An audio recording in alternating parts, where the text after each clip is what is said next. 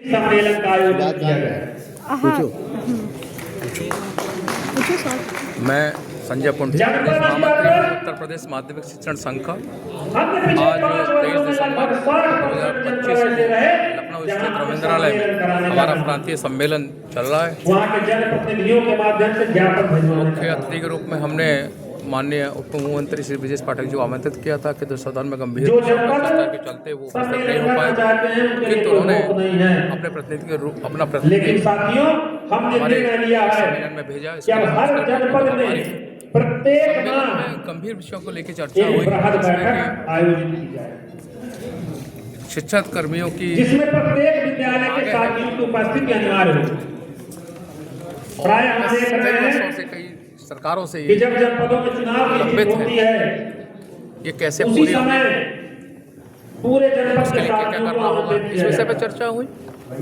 जो शिक्षक पूरे जनपद के साथियों को पदोन्नति बुलाया है, जाता है। हमारा अहताधारी शिक्षक अगर कर्मी है, शिक्षक पद की अहता रखता है, उसका शिक्षक पद पर अगर उसकी पदोन्नति हो जाती है, सरकार को क्या घाटा है? कोई घाटा नहीं। वैचारिक रूप से सरकार हमारे साथ है, लेकिन कुछ टेक्निकल पेज है जिसमें सरकार या प्रथम सप्ताह का रविवार हो, कई सरकारें इस पर निर्णय नहीं ले पा रही, लेकिन आज प्रत्येक जनपद प्रतिनिधि आए थे। सभी विद्यालयों हमें के साथियों आश्वासन के दिया साथ कि आपकी हमारे इस मांग पर जनपद फाइल चल पदाधिकारी रही है बैठक और करने दिसंबर से पूर्व वाले हम आपको इसकी जो भी जब आपके साथ बैठेंगे, आपके साथ अपना दुख दर्द बांटेंगे, अपनी समस्याएं बताएंगे। जो हमारी है जो थोड़ा पीछे हो जाए, कैमरे में आ रहा है। जनपद निवास कर रहे मंडल के पदाधिकारी, उस जनपद निवास कर रहे प्रदेश के पदाधिकारी,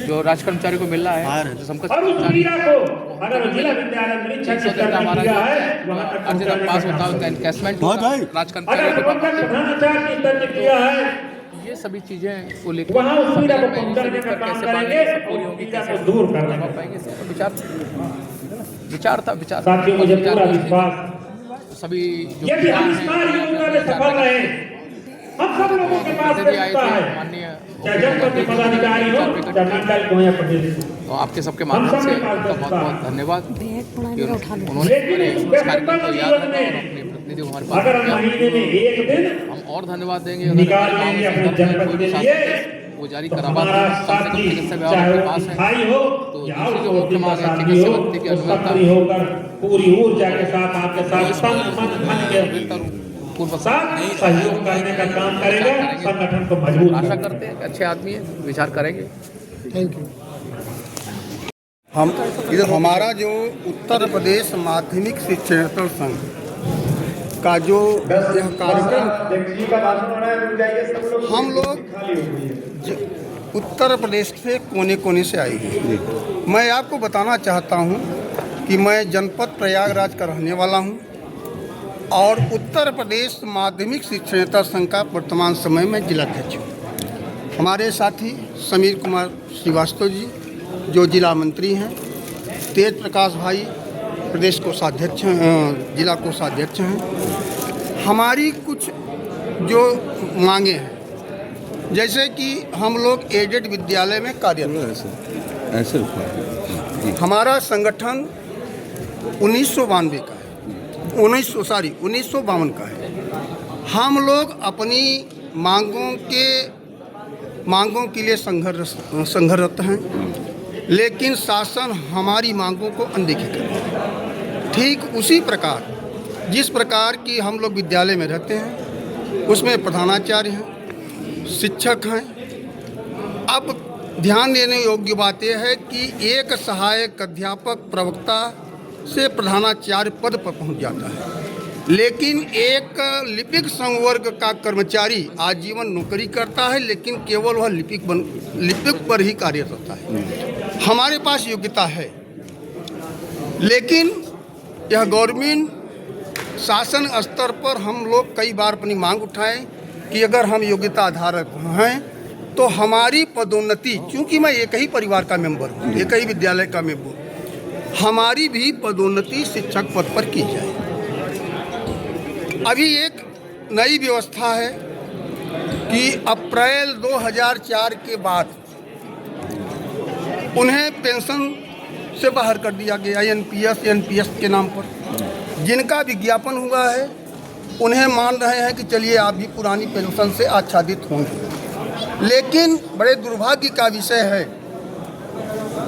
कि जो मृतक आश्रित के पद पर जिनकी नियुक्ति हुई है, अब उनके पिता 2 साल 3 साल पहले मरे, एक्सपायर हुए, और सेवा में वो आए 2 साल 3 साल के बाद उनका प्रत्यावेदन है।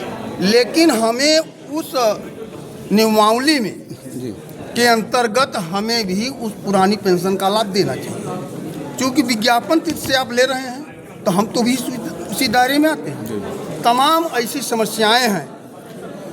आज हमें दुर्भाग्य का विषय है कि हम लोग प्रयागराज जनपद से आए हैं, आप लोग मीडिया से हैं, आप लोग भली भांति जानते हैं कि कितना कोहरा था।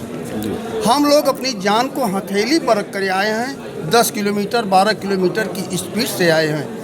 यहाँ की दूरी 3 से 3.5 घंटे थी, हम लोग 7-8 घंटे में यहाँ लखनऊ पहुँचे हैं। हम अपनी माए, इसलिए मुझे कष्ट भी है, लेकिन हम यह चाहेंगे कि आप लोग हमारी पीड़ा को समझें और जन जन तक पहुँचाने का। बहुत अच्छा सर, बहुत बढ़िया। सर जैसे कि आज उत्तर प्रदेश प्राथमिक शिक्षा का संघ का सम्मेलन रखा गया, उसके ऊपर इंट्रोडक्शन देते हुए बोलिए। देखिए, उत्तर प्रदेश के सहायता प्राप्त शिक्षण संस्थाएं जो हाई स्कूल और इंटरमीडिएट कॉलेज हैं, उनमें शिक्षणेतर कर्मचारी कार्यरत होते हैं, जिनमें लिपिक और चतुर्श्रेणी कर्मचारी। इन लोगों के बहुत से ऐसी समस्याएं हैं जिनका निदान सरकार स्तर पर होना है। विभाग ने कई बार प्रस्ताव भेजा। इन कर्मचारियों के बीच में कुछ लोग शैक्षिक अर्हता रखते हैं, अध्यापक बनने, पत्रावली शासन में लंबित है, अभी तक शासनादेश निर्गत नहीं हुआ। राजकीय कर्मचारियों की भांति अवकाश का नकदीकरण, जैसे गर्मी में विद्यालय खुले रहते हैं, तो जब ग्रीष्मावकाश इन कर्मचारियों को नहीं मिलता है तो उसके एवज में पैसा मिलना चाहिए, उसकी भी पत्रावली शासन में लंबित है। और एक जो सबसे बड़ी मांग है, चिकित्सीय सुविधा आपने सबको दे दिया। माननीय मुख्यमंत्री जी ने अभी शिक्षक दिवस के अवसर पर कहा था कि प्राथमिक, माध्यमिक, उच्च शिक्षा और तकनीकी शिक्षा, इन सब के शिक्षक और शिक्षणेतर कर्मचारियों को, और यहाँ तक उन्होंने कह दिया था रसोइया को, इनको हम चिकित्सीय सुविधा देंगे। लेकिन अभी तक माननीय मुख्यमंत्री जी के यहाँ से पत्रावली विभागों में नहीं गई है, जहाँ से शासनादेश निर्गत हो। सरकार से क्या आज जो सम्मेलन हो रहा है, सरकार से आप क्या चाहते हैं? इस सम्मेलन के माध्यम से यह प्रस्ताव पास हुआ है, जो आज सम्मेलन हुआ, यदि सरकार कार्य नहीं कर रही है, इन कर्मचारियों की समस्याओं का निदान नहीं अगर कर रही है, इन कर्मचारियों की समस्याओं का यदि निदान नहीं करते हैं, तो निश्चित रूप से यह कर्मचारी उस प्रकार का आंदोलन करेंगे। 2016 में आंदोलन हुआ था, माननीय अखिलेश जी की सरकार थी, और उस समय बर्बरता पड़ती थी पूरी उन्होंने, और इसके बाद उनकी सरकार रही नहीं। और यह पूरा शिक्षणेतर कर्मचारी, पूरे प्रदेश का कर्मचारी एक एक विद्यालय में जन जागरण चलाएगा, विद्यार्थियों के बीच में, अभिभावकों के बीच में। अगर इन कर्मचारियों को ध्यान नहीं दिया गया, आउटसोर्सिंग कर्मचारी जिनको आप केवल 8,500 में रख रहे हो, 11 महीने के लिए काम कर रहे हैं, 8,500 में कैसे उसके परिवार का काम चलेगा, भरण पोषण कैसे होगा उसका? इसलिए इन सब पर सरकार को कार्रवाई करनी पड़ेगी, चिंता करके कार्रवाई करनी पड़ेगी। ये तभी जो शिक्षा व्यवस्था ठीक है। ठीक सर, प्राथमिक शिक्षा को लेके क्या आप संदेश देना चाहेंगे? इंट्रोडक्शन माध्यमिक, हमारा जो संगठन है उत्तर प्रदेश माध्यमिक शिक्षणेतर संघ एजुकेशनल एसोसिएशन, वो माध्यमिक विद्यालयों के जो हमारे शिक्षणेतर कर्मचारी शिक्षण कार्य से इतर लिपिक श्रेणी साथी हमारे आते हैं, और साथ में जो वर्तमान में आउटसोर्सिंग से जो नियुक्तियां हो रही हैं, वो साथी हमारे संगठन के सदस्य हैं, और उन्हीं की समस्याओं को लेकर हमारा संगठन लगातार समस्या शासन और विभाग से जुड़े लोगों के समक्ष उठाता रहा है। और हम लोगों का प्रयास रहा है कि हमारा जो भी शिक्षणेतर कर्मचारी है वो कहीं उत्पीड़ित न हो। साथ ही हमारे संगठन की कई प्रमुख मांगें हैं जो काफ़ी समय से लंबित चली आ रही हैं। हमारे बहुत से साथी हैं जो शिक्षक पद की योग्यता रखते हैं और अपने विद्यालयों में शिक्षण कार्य भी कर रहे हैं। उनका हक बनता है कि अगर वो शिक्षण कार्य कर रहे हैं तो उनको शिक्षक बनना चाहिए। कई विभाग हैं जहाँ चतुर्थ श्रेणी से अधिकारी तक बनते हैं। हमारे यहाँ भी सहायक अध्यापक में लोग आते हैं, वो प्रिंसिपल तक बनते हैं। लेकिन हमारा जो शिक्षणेतर कर्मचारी है वो शिक्षक पद की योग्यता के बाद भी वो शिक्षक नहीं बन पा रहा है। ये प्रमुख मांग है कि उनको शिक्षक बनाया जाए। राजकीय कर्मचारियों के समान जो अर्जित अवकाश का नकदीकरण है वो भी हमारे साथियों को नहीं मिल रहा है, क्योंकि मिलना चाहिए। प्रबंध समितियां हमारे यहाँ होती हैं, उसमें हमारे साथियों को अपनी बात रखने के लिए प्रतिनिधित्व तो नहीं दिया जा रहा है, जबकि शिक्षकों को उसमें रखा जाता है। ये भी हमारी प्रमुख मांग है। कैशलेस व्यवस्था की सुविधा भी माननीय मुख्यमंत्री जी ने घोषणा की, लेकिन उसका अभी तक शासनादेश निर्गत नहीं हुआ। हमारी प्रमुख मांग है उसके शासनादेश निर्गत हो। अन्य मांगे पुरानी पेंशन की बहाली।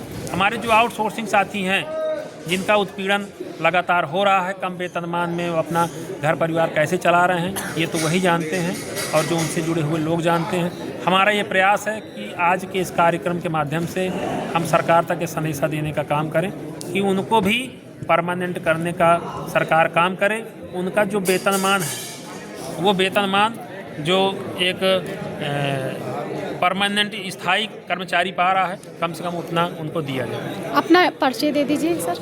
अजय शर्मा, प्रदेश अध्यक्ष यूपी एजुकेशनल मिनिस्ट्री एसोसिएशन। इससे 10 गुना ज्यादा होगी, क्योंकि यहाँ की सीमा निर्धारित थी, यहाँ सीटें निर्धारित थी।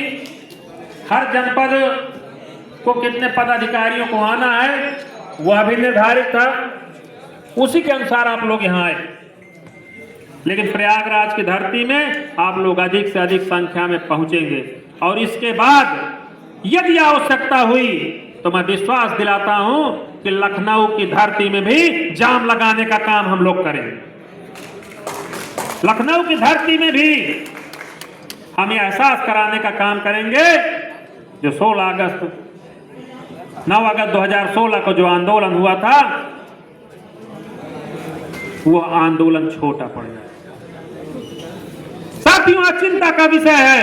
हमारे पूर्व वक्ताओं ने कहा हमारे आउटसोर्सिंग कर्मचारियों की नियुक्ति हो रही है, उनका शोषण हो रहा है, 8,000 रुपया उनको दिया जा रहा है।